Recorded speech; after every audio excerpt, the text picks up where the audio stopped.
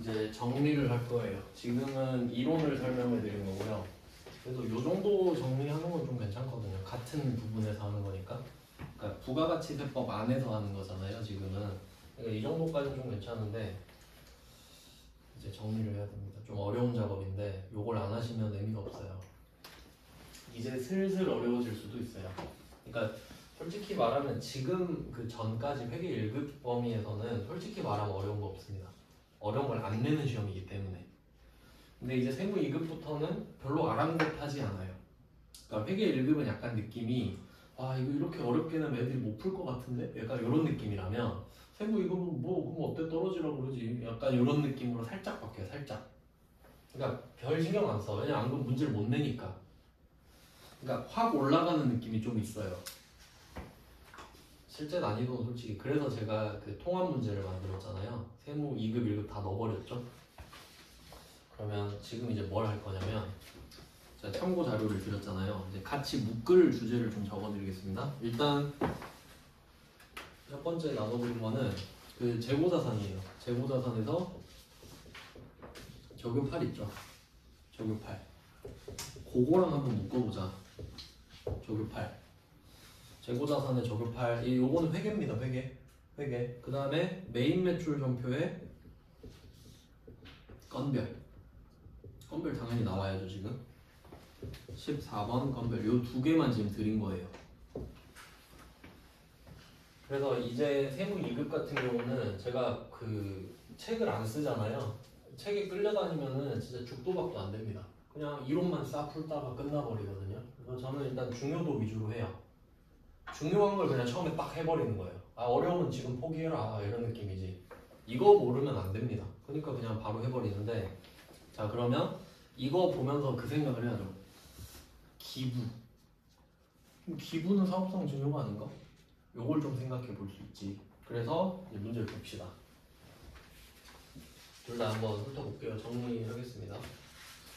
그러니까 이 작업을 여러분이 하셔야 되는데 제가 가이드라인만 잡아드리는 거예요. 그러니까 생각은 여러분이 해서 머릿속에 정리하셔야 됩니다. 이런 순서로 꺼졌어요?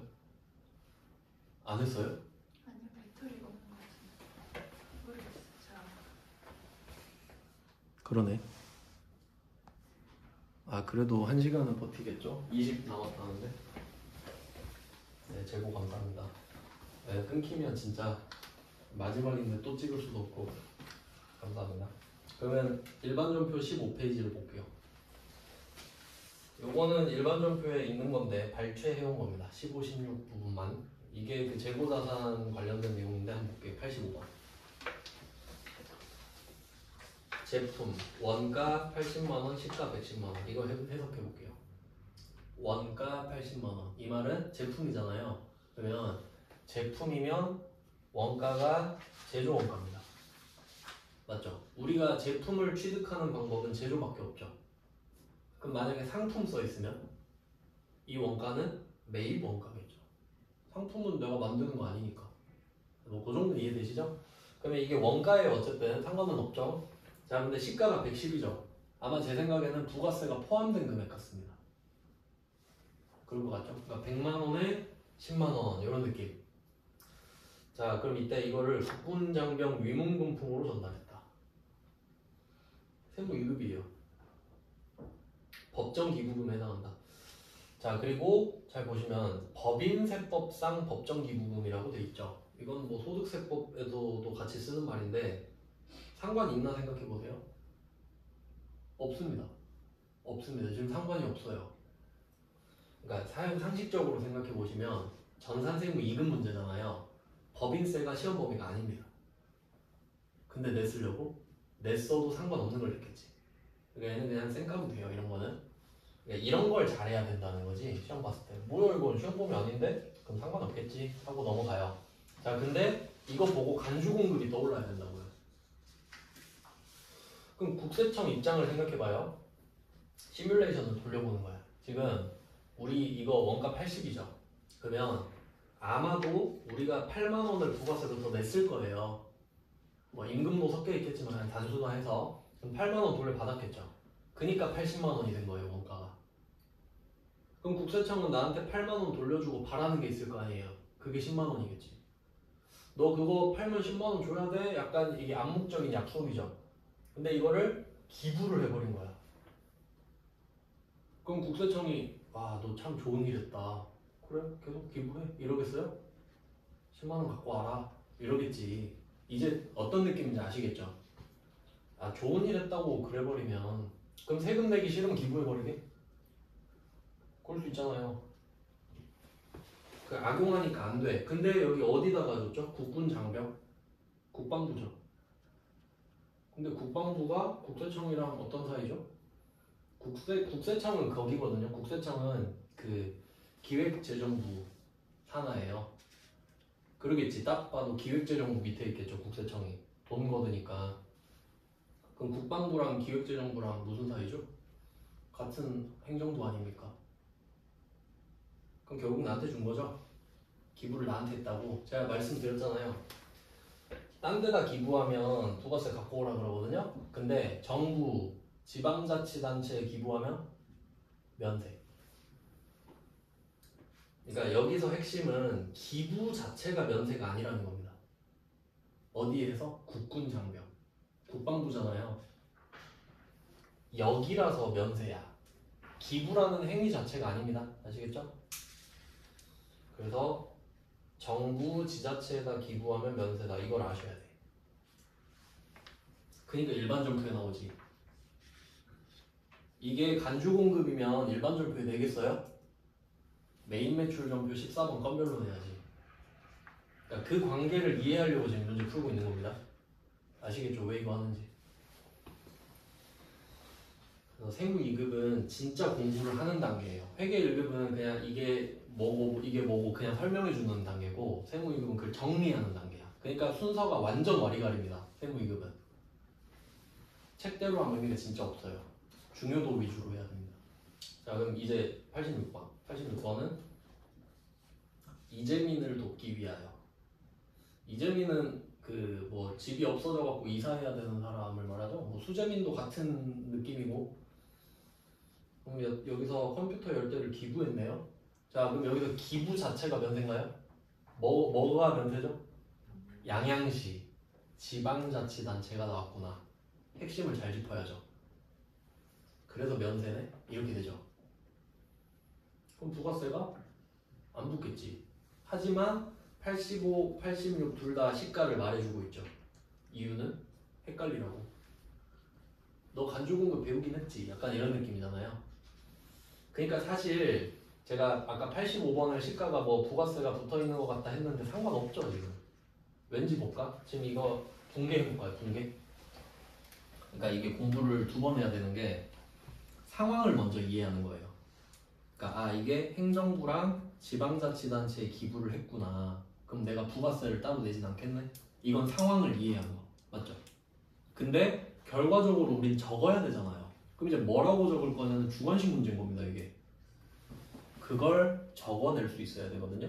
그러면 85번 문제는 자, 우리가 이거 만드느라 80을 썼어요. 그러니까 8만 원은 세액공제를 받은 상태고, 그러면 80만 원짜리를 주는 거죠 지금. 그러면 제품이 사라지는 거잖아요. 제품 80만 원짜리가 사라지죠. 근데 제품을 팔려고 만들었거든요. 팔려고 만들었어. 근데 기부를 했네요. 그럼 제품이라는 계정 과목은 제품 매출이라는 계정 과목으로 대체되어야 하죠. 대체되지 못했죠. 그럼 뭘로 표시를 하죠? 조교 8. 타 계정으로 대체. 타 계정이 됐으니까 제품이 기부금이 되고 있잖아요 지금. 그래서 차변에는 기부금 80 이렇게 오겠죠. 그러니까 얘가 간주공급이 아니라는 걸 알아내는 게 1단계 부가가치세법상 해석이죠. 그 다음 2번째, 그럼 어쨌든 80짜리를 준 거 아니냐, 그건 재무회계상 해석이죠. 그럼 80짜리 제품을 줬다. 근데 팔아야 되는데 안 팔았으니까 저기 8 이렇게 가야 돼요. 부가세법 해석, 회계상 해석 다 돼야 되지. 적용 8.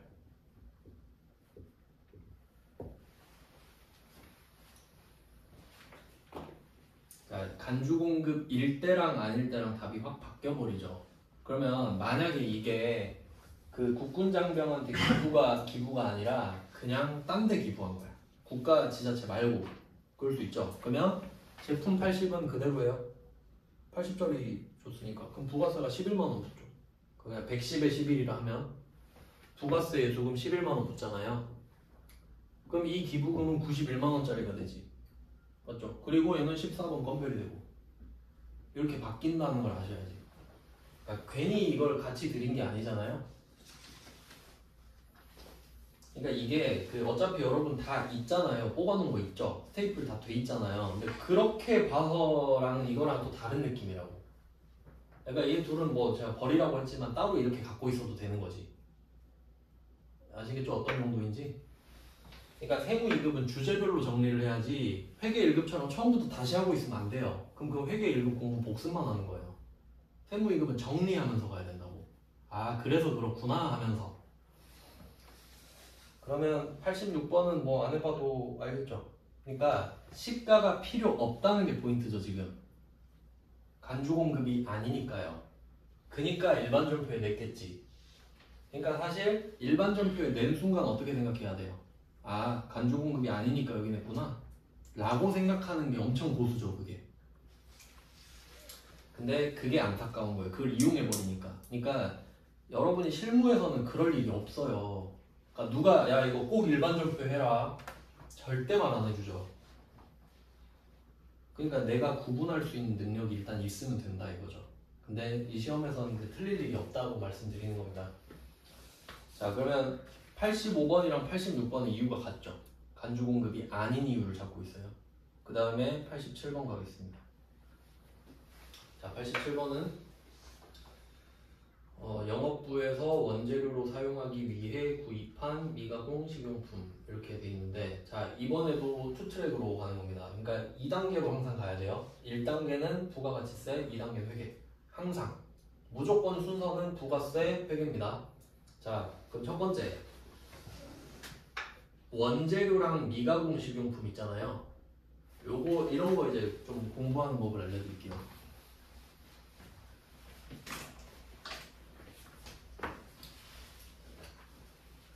1단계 부가가치세. 그러니까 절대로 되는 대로 푸시면 안 돼요. 부가세, 회계 이렇게 가야 돼요. 힌트를 드리겠습니다. 부가가치세를 검증할 때는 what이라고 질문을 하세요. what이라고 질문을 하세요. 그거 뭐야? 라고 물어보세요. 우리가 아는 걸로 한번 예를 들어볼게요. 아는 거. 땅 있죠, 땅. 땅. 우리가 땅을 샀다고 할게요, 땅. 그러면 우리가 그 땅을 투기 목적으로 살 수도 있고 공장 지으려고 살 수도 있잖아요. 근데 누가 뭐냐고 물어봐요. 너 뭐 샀어? 하면 땅이라고 대답하죠. 목적 없죠 지금 땅에는. 부가가치세법상 땅은 면세입니다. 맞지? 그러니까 부가가치세법에서 혹시 왜 샀는지 물어보나요? 아니야. 투기를 하든 공장을 짓든 본사를 짓든 땅이네 면세. 결정이 나버리죠. 그러니까 부가가치세는 와시예요. 뭐냐고? 땅이요, 면세, 건물이요, 과세 이렇게 되는 거지. 그러면 넘어왔죠? 그럼 지금은 뭐예요? 왓에 대한 질문이 87번 답이 뭐예요? 미가공 식용품이잖아요. 너 그 뭐야? 저 미가공 식용품인데요? 이거 면세거든요. 면세 적어놔요. 미가공 식용품은 면세. 그게 뭐야? 하니까 저 가공 안 한 먹을 거를 샀어요 이 말이죠. 그럼 그건 통과. 그 다음에 두 번째 그 왜 샀어? 물어보죠. 왜 산 거야? 회계가 Y입니다.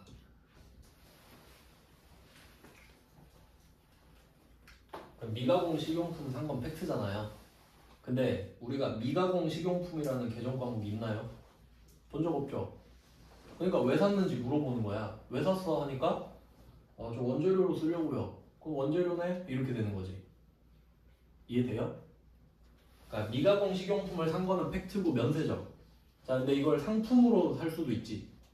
그럼 상품이지. 근데 재료로 쓰려고요. 그럼 원재료죠. 이해되세요? 이렇게 가야 된다고. 2단계요. 무조건 1단계, 2단계. 네, 그러면 미가공 식용품은 취득원가 100만원 이렇게 써있잖아요. 그리고 조금 아쉬운 점을 말씀드릴게요. 영업부에서 원재료로 사용한다 라고 돼 있죠. 말 안 되지 않나요? 영업부에서 뭘 만들려고 야, 영업부야 너 깝치지 말고 제조부로 넘겨 이래야 되죠. 그러니까 제 생각엔 제조부 이렇게 해야 되는데 맞죠? 그냥 그렇다 칠게요. 그냥 제조부를 하고 근데 어차피 원재료는 상관이 없긴 하지만 그냥 말이 안 된다는 거고 그 다음에 여기서 시가가 나올 수 있거든요. 시가 괜히 알려줄 수도 있죠. 그럼 만약에 지금 시가가 나온다면 그 위에 있는 85, 86은 제품이잖아요. 그럼 그 시가는 팔 때 가격입니다. 팔 때 가격. 왜냐면 제품은 파는 거니까. 근데 87번에 만약에 시가가 나오면 그건 지금 다시 샀을 때 가격이거든요. 왜냐면 원재료는 사는 거니까. 뭐 그 정도 그냥 참고만 하세요.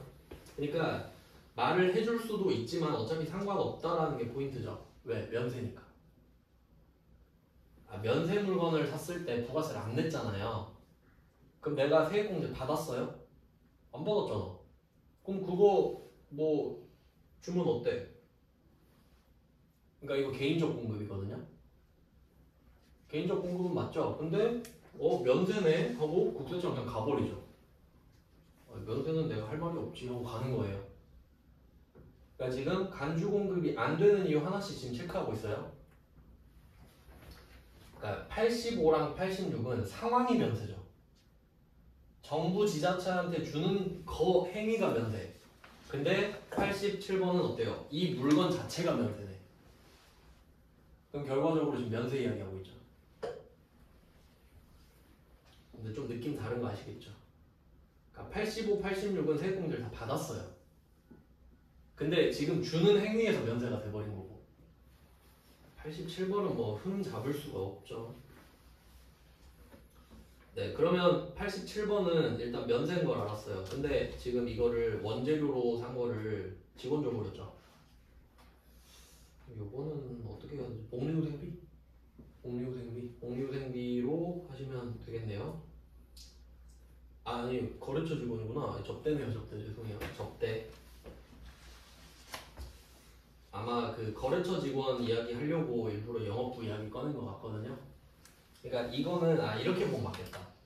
영업부에서 콤마 찍고 영업부에서 콤마를 찍으면 말이 되네요. 그러니까 영업부가 원재료로 사용하기 위해 구입한 거를 줬다 이렇게 하면 맞죠? 조금 아쉽네.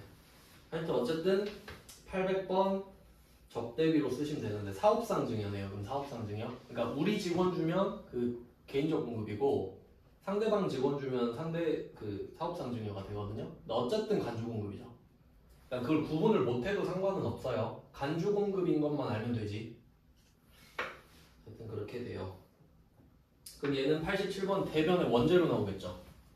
그리고 얘도 정교팔 맞죠? 네, 그 다음에 88번 가겠습니다. 88번. 자, 제품 한 개 원가 30만원. 자, 이 문제는 보너스 문제예요. 왜냐면 시가를 아예 안 알려주잖아요. 시가를 아예 안 알려줬죠. 그럼 얘는 간주 공급으로 풀라는 이야기가 아닌 거죠. 간주 공급으로 내려면 시가 알려줘야 되잖아요. 시가 기준인데. 그러니까 얘는 의지가 없는 거야. 자, 그럼 왜 그러냐면 견본비를 체크하시면 됩니다. 견본비.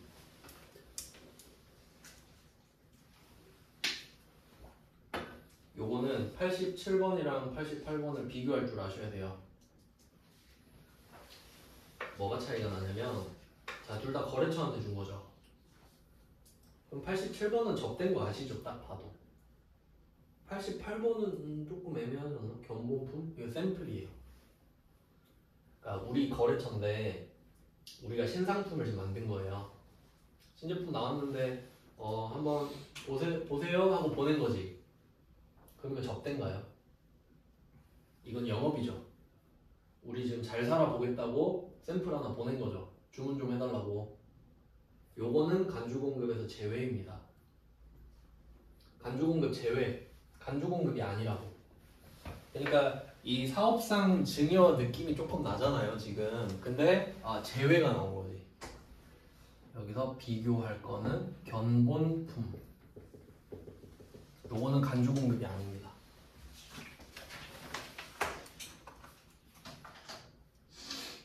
근데 그렇게 견본품에다 때려버리면 좀 기분 나쁘지 않을까요? 샘플도 못 보내? 그래서 견본품은 그냥 간주 공급이 아니라고 생각하면 돼요. 그러니까 어디에 적든 상관없어요. 그냥 간주 공급이 아니에요. 근데 여기서 포인트는 뭐냐면 간주 공급이 아니다를 어떻게 해석할 거냐예요. 그러니까 알면 뭐해, 답을 어떻게 적을 건지가 중요하잖아요. 그러니까 간주 공급이 아닌 거에 대해서 어떻게 대처를 할지 생각해 볼게요. 그럼 부가세 예수금이 없다는 소리죠. 맞죠? 간주 공급이 아니면 공급으로 안 보는 거잖아요. 그럼 그냥 부가세 예수금이 없다라고 하면 되지.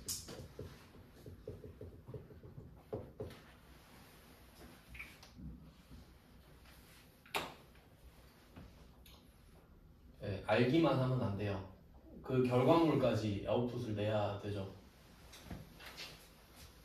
그래서 견본품으로 주는 거는 간주 공급이 아니니까 그냥 견본비 30 하고 제품 30 저걸 8 하면 끝나요. 그러니까 결과적으로 답이 같아졌죠. 그러니까 얘는 면세라서가 아니죠. 얘도 이거 만드느라 부가세 썼을 거 아니에요. 세액공제 받았겠죠. 근데 이것도 약간 느낌이 그 85, 86 같은 느낌이죠. 주면서 됐다 그거는 이렇게 된 거지.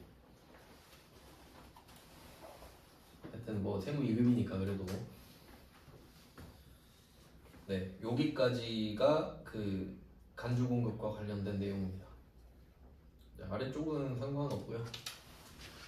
아래쪽은 전혀 이제 부가세랑 상관없는 부분이기 때문에 그리고 89번만 참고로 좀 보시면은 89번은 지금 화재가 발생해서 제품이 탔잖아요. 요거는 폐 없이 잔존제와는 다르죠. 그러니까 불 탔는데 가가지고 아이고 어떻게 부가세 내야지 이러면 좀 그건 아니지 않나요? 그쵸? 그러니까 남아있으면 부가세를 뗄 수 있지. 그리고 팔면 되잖아요. 그러니까 요건 아니지. 네, 이건 아시겠죠? 무슨 말인지.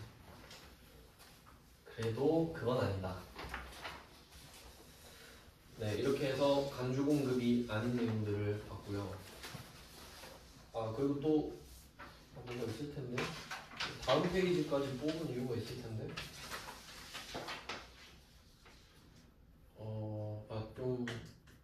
92번도 봐야 된다. 92번은 대한적십자사 이거 표시해야 된다. 대한적십자사.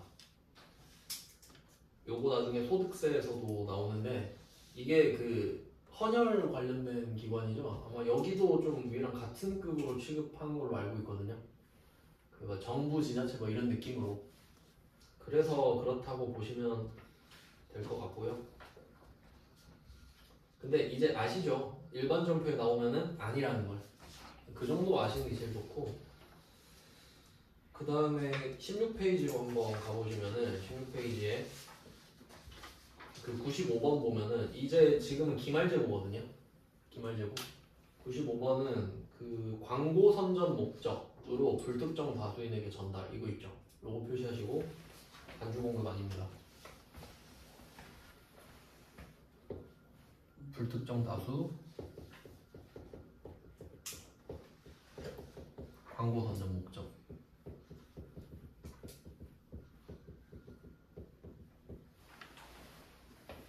그러면 견본품이랑 불특정 다수에게 광고 선전 목적을 뿌리는 것들 요런 것들은 영업이니까 한번 잘 살아보겠다고 지금 하는 거니까 거기까지는 태클을 걸지 않겠다는 의도로 보이는데 그럼 이제 맥락은 좀 같은 거 아시겠죠? 맥락은 같죠? 여기다가까지 부가세 때리면 안 되잖아요. 그러니까 이 후자는 그 견본품은 개정 과목이 견본비였거든요. 견본비 쓰라 그랬으니까. 참고로 견본비는 800번밖에 없어요. 뭐 만들어준 걸 보내야 되죠. 홍보부에서 쓸 테니까 그러니까 신경 쓸 필요는 없죠. 어차피 하나 나오니까. 그럼 불특정 다수 광고 선점 목적으로 뿌렸다. 요거는 광고 선점비. 계정 과목은 그래요. 광고 선점비. 얘도 800번밖에 없습니다. 그러면 계정 과목도 알아야 되고 부가세가 안 붙는다는 것도 알아야죠. 네, 그럼 이론상으로는 그렇잖아요. 근데 지금 95번은 회계 이야기 하고 있죠. 그럼 이거 어떡하지? 지금 95번은 어떻게 풀어야 될지 생각을 해보겠습니다. 이거 12월 31일이거든요. 연말 재고질사. 그러면 기말에는 그 기말 재고자산 금액을 적죠. 그러니까 앞에서 지금 한 게 뭐냐면 우리 앞에서 기부하고 그런 거 있잖아요. 그거는 감소량을 적는 겁니다. 감소량. 기부를 하면 내가 기부한 물건이 감소하잖아요. 감소량을 적는 게 붕괴잖아요. 증가량 적는 거랑. 맞죠? 돈 들어오면 들어왔다 적고 나가면 나간다 적는 게 붕괴 아닙니까? 그러니까 붕괴는 증가량 감소량밖에 안 적는다고요. 맞죠? 근데 이 95번은 기말 재고실사잖아요. 얘는 잔액이죠. 잔액. 그러니까 얘는 붕괴 안 하잖아요. 잔액을 뭐 어떻게 적어요? 그럼 잔액을 증가시켜버려? 잔액은 그냥 잔액이죠. 그러니까 붕괴로는 잔액을 관리할 수가 없어요. 그러니까 증가량 감소량을 적은 후에 결과가 잔액이지. 맞죠? 그러면 얘는 어떻게 해결을 하냐? 지금 재고실사에서 누락했다고 하잖아요. 그러니까 얘를 해야 되는데 안 했다 이 말이죠. 자, 그럼 첫 번째 광고 선점 목적으로 불특정 다수인에게 전달한 제품 1200이 줬는데 안 뺐다 이 말이지. 그럼 1200을 빼라 이 말이죠. 기말 재고에서 덜 적으면 되죠. 얘는 붕괴라는 게 아니라 이거 붕괴하라는 거구나. 이거 붕괴예요. 붕괴. 1200 감소시켜야 돼요. 그러니까 이거를 12월 31일에 알아차린 거예요. 그냥 12월 31일에 야 왜 1200 없지? 그때 그거 그 찌라시 뿌린 거잖아. 그럼 오늘 적자? 이 느낌이죠. 그러니까 그런 내용이 세무 1급이라 사실 그렇게 잘 알 필요는 없는데 그럼 이때 이게 간주 공급이 아니잖아요. 근데 만약에 이게 간주 공급이면 건별로 적어라 이 말이지. 알겠죠? 무슨 말인지? 그러니까 똑같은 걸 하는데 난이도가 더 높아졌잖아요. 생각을 좀 더 해야 되니까 얘는. 그러니까 그게 뗄 수가 없다는 거지. 그러니까 어떤 특정 물건이 나가면 이거 간주 공급 아니야? 이것부터 생각해야 돼요. 세무 2급이니까 이제. 회계 1급 때는 안 내잖아요. 간주 공급을. 그럼 걱정할 필요가 없지. 근데 이제는 생각을 해야 된다는 겁니다. 그래서 이게 나중에 부가가치세 신고서에서도 나오거든요. 부가가치세 신고서에서도 그게 문제예요. 그러니까 원래 부가가치세 신고서는 메인 매출 전표에 적은 게 자동 반영되거든요. 그럼 실제로는 여러분이 부가가치세 신고서 자체의 금액을 적을 일이 없어요. 진짜로는. 왜냐면 내가 그 메인 매출 전표에서 쓴 거를 그냥 불러오면 끝나거든. 근데 뭐하러 쓰고 있겠어요. 신고서에다가. 근데 이 시험에서는 그러면 그 문제를 낼 수가 없잖아. 그러니까 메인 매출 전표에 1년치 써가지고 반영해라 이럴 수가 없잖아요. 그러니까 신고서를 딱 보여주면서 몇 개의 거래를 알려주고 이걸 메인 매출 전표 말고 바로 신고서에 적어봐. 이 문제를 내거든. 무슨 말인지 이해되시죠? 그러니까 메인 매출 전표를 따로 내고 5문제를 따로 내고 부가가치세 신고서 그림을 보여주면서 메인 매출 전표 문제를 여기다 또 내버린다 이거지. 자리 찾아서 넣어라 이 말이지. 자, 근데 거기다가 이걸 낸다고 생각해봐요. 견본품, 불특정 다수 광고 선점 목적. 부가가치세 신고서에서 낸다 생각해봐. 그러니까 이게 분류를 잘 하셔야 돼요. 그러니까 어디에 내느냐에 따라서 또 방법이 달라지니까. 그러니까 원래는 어떻게 해야 됩니까? 이 지금 간주공급 여부 있잖아요. 여부. 그렇다 아니다. 얘는 메인 매출 전표 건별이냐.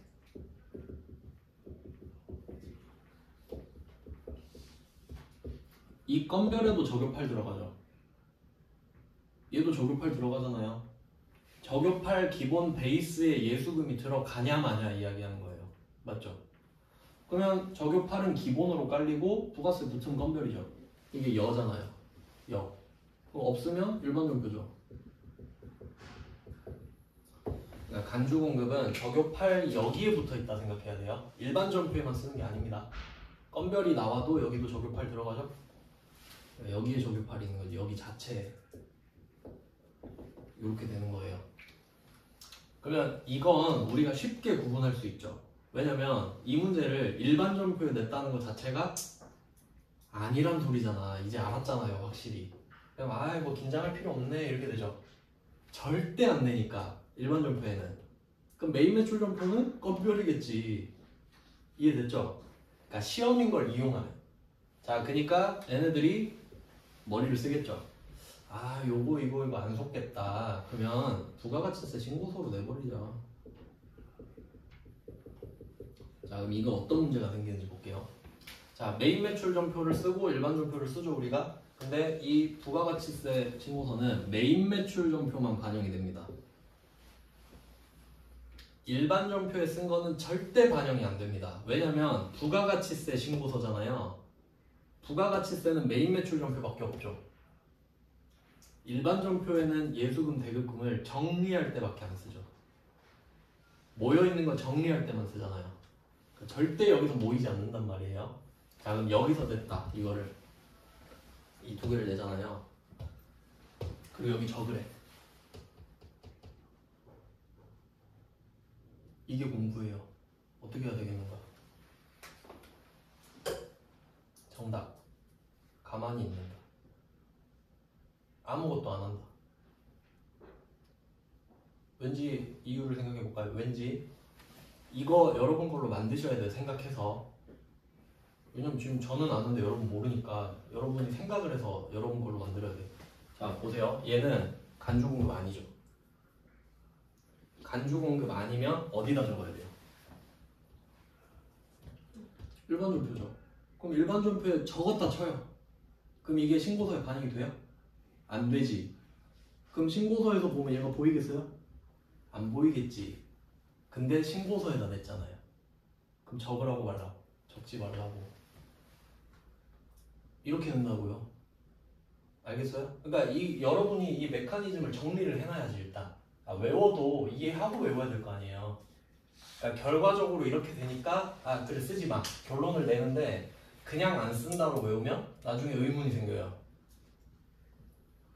괜히 그럴 때 있잖아요. 시험 보다 갑자기 의문 생기고 그러면 안 되니까 메커니즘을 정리를 해놔요. 일반 전표는 여기 반영이 안 되니까 신고서 자체로 물어보면 거꾸로 추적했을 때 아무것도 안 해야겠구나. 역으로 생각하면 반영이 안 되니까. 얼마나 좋아하겠습니까 출제자들이.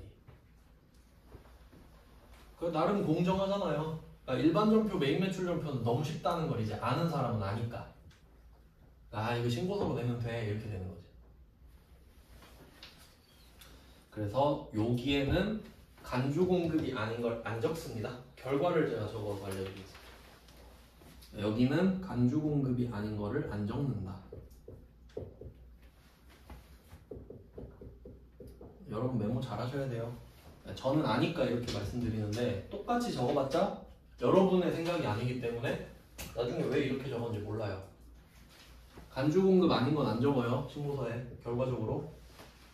그다음 한 개 더 있어요. 얘 친구. 그 불공제 중에 원래 공제받지 못할 매입세액을 좀 원래 엄청 자세하게 하는데 그 블로그에도 내용이 있어요. 불공제를 한번 생각해볼게요. 공제받지 못할 매입세액을 생각을 해보겠습니다. 이걸로 재활용할게요. 이렇게 다이어그램이 있어요. 동그라미.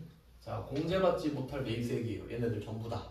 근데 이 중에 내가 세금 계산서를 받은 거야. 이 중에 얘가 세금 계산서 수취분.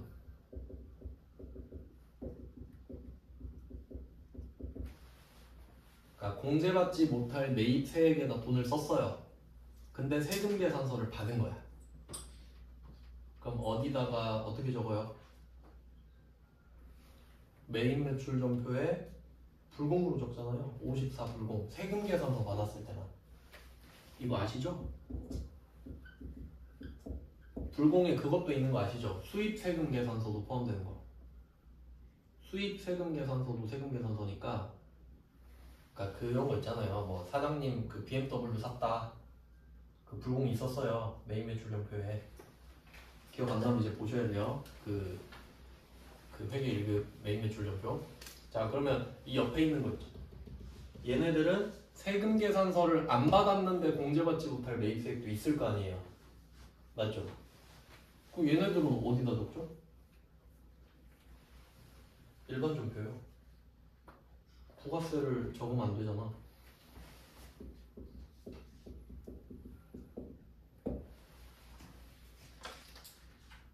여기 약간 좀 느낌 나야 되는데 간주공급이랑 공제받지 못할 매입세액이랑 짱친 아니에요. 그럼 이제 생각해 볼게요. 자, 우리가 차를 샀어요. 차를 사고 세금 계산서 받았어요. 불공. 차를 사고 카드로 샀어요. 일반 전표. 근데 결과는 똑같죠. 부가세를 못 돌려받는 건 똑같죠. 그러니까 결과는 정해져 있어요. 공제받지 못한다고. 근데 어디다 적을 거냐잖아요. 그러면 세금 계산서 받은 거 메인 매출 전표에 썼죠. 그럼 얘는 신고서로 가겠네. 맞죠? 그러면 차 사고 카드 전표 받은 거는 여기 있는 거 여기로 안 가죠. 여기서 낼 수 있겠네? 신고서 딱 내놓고 자동차를 카드로 샀어요. 그것보다 기름값이 낫겠다. 승용차 기름값 카드로 결제했다. 카드 전표를 받았다. 이렇게 낼 수 있죠. 그럼 답 뭐예요? 가만히 있는다. 원리가 똑같잖아요. 그거 응용하고 있는 거지 지금. 똑같으니까. 그럼 요것도 기업 안 하죠. 그러니까 일반 전표에 적어야 되는 애들은 결과적으로 신고서에 반영이 안 되잖아요. 그러니까 이걸 이용해서 신고서에서 역을 물어봐 버릴 수 있지. 근데 세무 2급에서는 제일 어려운 답이 아무것도 안 하는 거예요. 왜냐면 문제를 냈는데 어떻게 가만히 있냐고. 엄청난 확신이 있지 않으면 가만히 있을 수가 없단 말이에요. 그러니까 제일 어려운 거예요, 이게 세무 2급에서. 봐도 무시해야 되는 거. 봐도 얘는 안 적으니까. 근데 아예 안 적는다라고 생각하면 되나요? 아니야. 그걸 일반 전표에 또 내면 일반 전표에 적어야죠. 일반 전표에 적어서 여기에 반영이 안 되는 것 뿐이지 아예 안 적는다라고 하면 안 됩니다. 그러니까 부가가치세를 따로 안 낸다는 소리지 내 자산이 줄어드는 건 맞잖아요. 그 구분해서 생각할 줄 알아야 된다고. 무슨 말하는지 아시겠죠? 이런 거를 생각을 해야 회계를 이해할 수 있는 거예요. 이런 거가 중요하죠. 그러니까 사실 세법을 모르면 회계는 아예 의미가 없어요, 진짜로. 왜냐면 회계가 이제 돈 들어오고 나가는 거 적는 건데 세법에 의거해서 세금을 내잖아요. 그럼 돈 나가는 걸 못 적어버리잖아, 세법 모르면.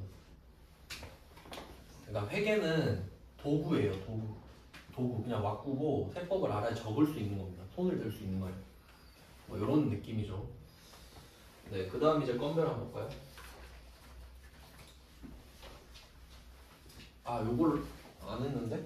오늘은 건별만 하죠. 이거는 제가 다음 시간에 내일 할게요, 내일. 건별 한번 볼게요. 건별도 있는 거 없는 거 다 들고 왔습니다. 참고하시라고. 자, 11페이지죠. 메인 매출령표. 자, 일단 난이도별로 볼게요.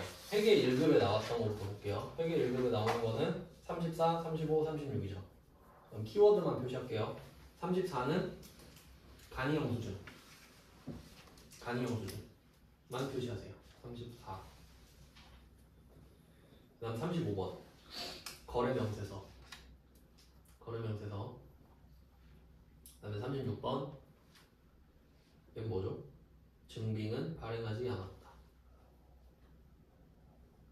요 세 개가 전산회계 1급 시리즈죠. 자, 근데 이 세 개 다 똑같죠? 이 세 개는 다 똑같습니다. 세 개 묶어두시고. 아 37번도 그러네. 37번은 이제 세무 2급인데 37번은 얘는 세금 계산서나 현금 영수증을 발급하지 않았음 이렇게 돼 있죠. 그 뉘앙스 차이를 좀 볼까요? 저는 이런 거 체크하는 걸 좀 좋아하는데 36번을 보시면 부가세 포함 이렇게 돼 있죠. 112 부가세 포함. 그럼 이 말은 증빙을 발급을 아무것도 안 했다 이렇게 돼 있고, 그럼 36번은 좀 직관적이죠. 근데 37번을 보시면 55만 원 이렇게 써 있죠. 원래는 부가세 포함 이런 말 해주죠. 부가세 별도, 부가세 포함. 자, 근데 이건 어떻게 푸셔야 되냐면, 그러니까 37번이 좀 어려운 문제인 거죠. 해석을 해야 되니까.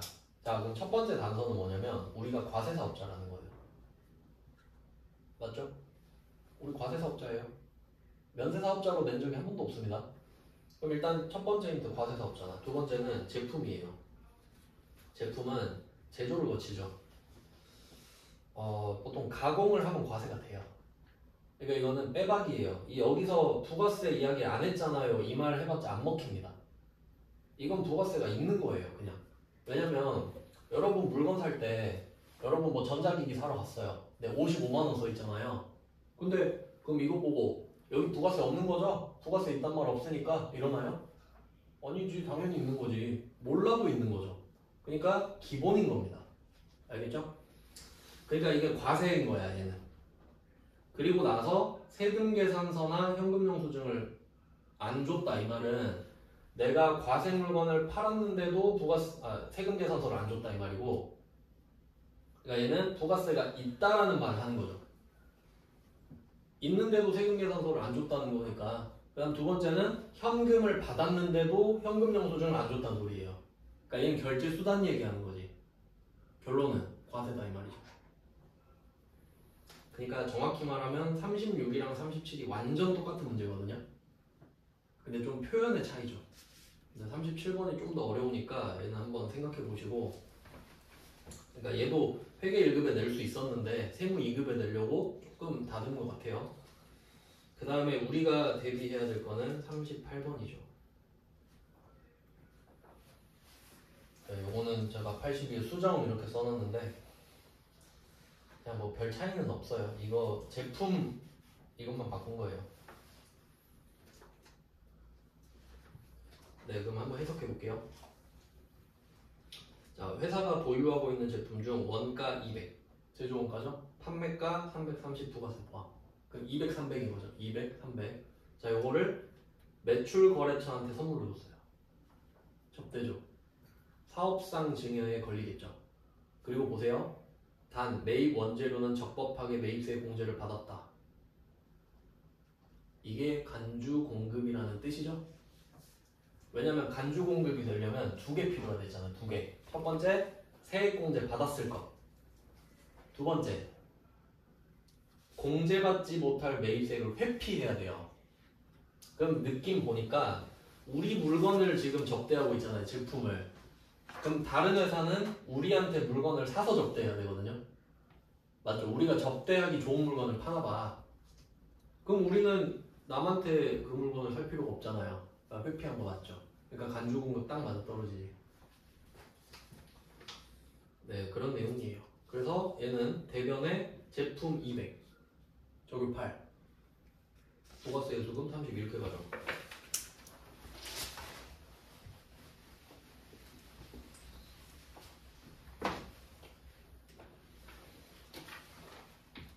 제품 200,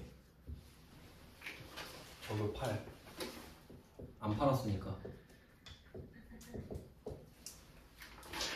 그리고 여기에 부가세 예수금 30 하고 접대비 800 접대비 완성. 접대비 230이죠. 제가 저번 주 금요일에 말씀드렸던 예시랑 똑같네요. 그래서 접대하면 불공 이러면 안 된다 했죠. 내 제품을 주는 경우도 있으니까. 그래서 38번이 세무 2급에서 이제 나오는 기본 문제고요.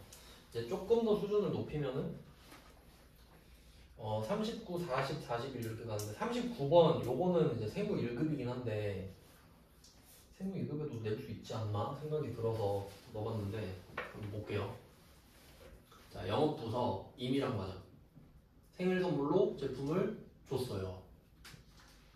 그럼 저는 이거 내면 많이 틀릴 거라고 생각하거든요. 아 물론 메인 매출 점표는 안 틀리겠네. 아 근데 이게 세무 1급이잖아요. 세무 1급은 참고로 일반 점표랑 메인 매출 점표 구분 없습니다. 적절한 점표에 쓰라 그래요. 그래서 이 문제를 낸 거예요. 그럼 만약에 세무 1급에 나왔다. 여러분이 만약에 봐요. 그럼 이거는 이렇게 생각할 확률이 높아요. 이거 간주공급 아니라고 생각할 확률이 높아요. 왜냐면 이거 직원한테 주는 건데 복지 아니야? 이렇게 생각할 수 있거든요. 복지 맞아요. 근데 간주공급이죠. 세법이랑 회계를 구분해서 생각할 수 있어야 됩니다. 그러니까 그거 왜 줬어 하면 아 직원 선물이에요 하면 복리후생비 맞죠? 그건 개정 과목이고요. 근데 국세청이 봐줄까요? 안 봐주죠. 아 왜 봐줘요? 그럼 다 직원 주면 되게? 직원한테 차 뿌리면 되겠네. 그래서 막 주면 되겠네. 개인적 공급입니다. 개인적 공급이에요. 그럼 또 이제 사실 자가 공급이랑 개인적 공급은 상관없습니다. 이제. 근데 만약에 이제 자가 공급이 아니냐고 물어볼 수 있는데 자가 공급은 아니에요. 왜냐면 생일 선물로 준 거면 이 생일 선물을 회사에다 쓰겠어요? 아이 집에 갖다 놓고 쓰겠지. 그러니까 개인적 공급이에요. 맞죠? 굳이 따지면. 누가 그 블로그에 댓글로 물어봤더라고요. 수강생인지 모르겠는데 그분이 그런 비슷한 질문을 했던 것 같아요. 회계 1급 질문인데 그런 느낌이었어요. 이런 느낌이었는데 그러니까 직원한테 휴대폰을 줬다 이럴 수 있잖아요. 휴대폰을 줬다 그러면 복리후생비 이렇게 회계 처리할 거라고 생각할 수 있죠. 휴대폰 줬다 그러면은. 근데 그 휴대폰을 일할 때만 쓰겠냐고요. 그러니까 여러분이 삼성전자를 만약에 다녀요. 근데 그냥 갤럭시를 하나씩 주겠대. 그럼 그걸 꼭 영업용으로 쓸 거냐고요? 아니지. 그냥 집에 엄마 줘도 되고 집에 그냥 세컨폰으로 쓸 수도 있는 거죠. 그렇게 되면 복리후생비죠. 지 알아서 쓰는 거잖아 그냥. 근데 만약에 임원들한테 야 요거는 회사 전용으로 써라 이럴 수 있죠. 이제 그런 건 소모품비 이런 식으로 낼 수 있지. 아시겠죠? 그러니까 요건 100% 회계 개념이에요 얘는. 근데 어차피 직원한테 주는 행위 자체는 간주공급이라는 소리예요. 맞죠? 아니 국세청이 이걸 왜 봐줍니까? 그럼 그냥 그랜저 진짜 다 뿌려버리면 부가세 다 쌩까는 거야? 그럼 안 되잖아요. 그래서 그런 이유 때문에 회계랑 세법이 지금 헷갈릴 확률이 좀 높다 이거지. 그러니까 38과 39는 같은 문제라 봐야 된다 이거죠. 접대를 하든 직원을 주든 난 관심 없고 부가세나 갖고 와라 이 말이에요. 알겠죠? 근데 뭐 나오겠나 싶긴 한데 그냥 뭐 그런 내용이고 그 다음에 40번이랑 41번은 세무 1급 얘도 세무 1급인데 이것도 한번 볼게요. 40번은 판매장려금 판매장려금이 있고 그 다음에 41번도 판매장려금이 있는데 요건 이제 돈이잖아요. 돈. 근데 돈이라고 하는데 물건을 줬어요. 그러니까 제가 알기로는 좀 이런 느낌이 있어요. 막 아이스크림도 싸게 파는 곳 있잖아요. 그러니까 자세히는 아닌데 제가 알기로는 이래요. 만약에 그 아이스크림 회사가 아이스크림을 뿌리잖아요. 많이 팔아달라고. 그럼 만약에 식자재 마트에다 딱 뿌리면서 이 말을 해. 우리 아이스크림 1000만원어치 팔아주면은 내가 2000만원 줄게. 그럴 수 있지. 그러면 더 열심히 팔겠죠. 그럼 열심히 팔려면 어떻게 해야 돼? 싸게 팔아야 되죠. 그러면 거기는 그 생각을 하지. 내가 이거 1000만원 팔면 200만원 받으니까 20% 더 받으니까 그거 감안해서 싸게 팔 수 있지. 약간 그런 느낌이라고 알고 있거든요. 그러니까 그런 느낌으로 장려금을 줘버리는 거야. 그럼 이건 당연히 접대 맞죠? 접대잖아요. 이름만 판매 장려금이지. 그러니까 개정 과목만 판매 장려금이지 접대랑 다를 바가 없죠. 우리 거 잘 팔아달라는 소리잖아요. 그러니까 개정 과목만 판매 장려금이고 간주 공급 당연히 해당되겠죠. 그러니까 본질을 보시라 이거예요. 본질을 봐라. 그리고 이제 건별을 딱 정리하면 끝나요. 건별을 언제 썼느냐? 14번 건별이 이게 메인 매출 전표 가면은 무증빙이라 써 있거든요. 무증빙.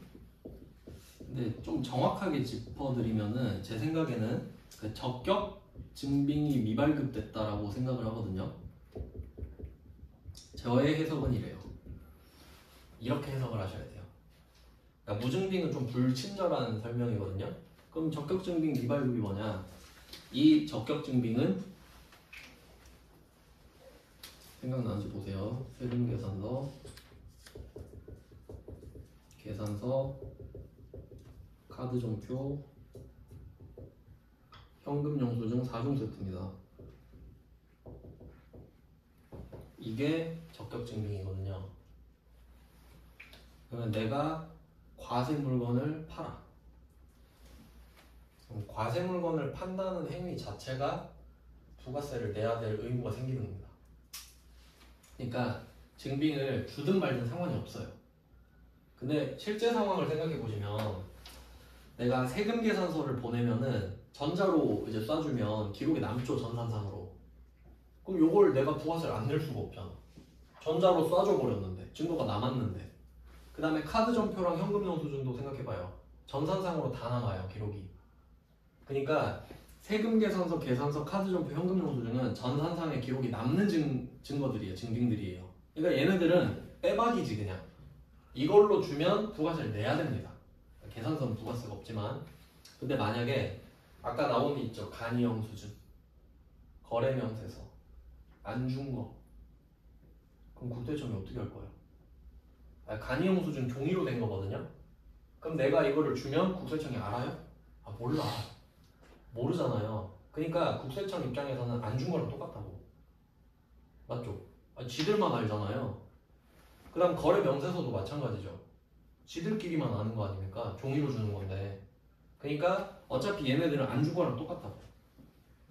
안 준 거랑 똑같으니까 결국 적격 증빙 안 준 거 맞죠? 그러니까 세 개가 같아지는 거라고. 간이 영수증을 주든 거래 명세서를 주든 안 주든. 근데 안 주는 거에 뭐가 포함되어 있냐면 간주 공급이 포함되잖아요. 이렇게 연결이 돼야 된다고. 그러니까 결론은 미발급이 이거 포인트잖아요. 미발급. 근데 여기 간주 공급이 있잖아요. 저기 써있네. 발급 의무 없다고. 발급 의무는 없지만 부가세를 내고 있죠 지금. 그러니까 건별로 와야지. 결과적으로는 이래요. 공부 어떻게 하는 건지 아시겠죠? 그러니까 다 모아서 봐야 된다. 그러니까 이렇게. 그러니까 주는 걸 다 찾아. 주는 거. 기부든 접대든 다 갖고 와. 일반 전표도 갖고 오고 건별도 갖고 와. 그리고 공제받지 못할 매입세액 공부하고 간주공급 공부하고 일반 전표 매입 매출 전표 비교해서 개념 정리. 이제 공부는 주제별로 하시는 거예요. 이거 잘 해놔야 된다. 왜냐면 이제 내일 좀 연결해서 할 게 있거든요. 아직 그 판매 목적, 타사업적 반출을 안 끝냈기 때문에 요걸 이제 내일 할 겁니다. 얘는 참고로 세금 계산서 발급 의무가 있고요. 원가 기준이에요. 내일 말씀드릴게요. 오늘은 여기까지 할게요. 고생하셨습니다.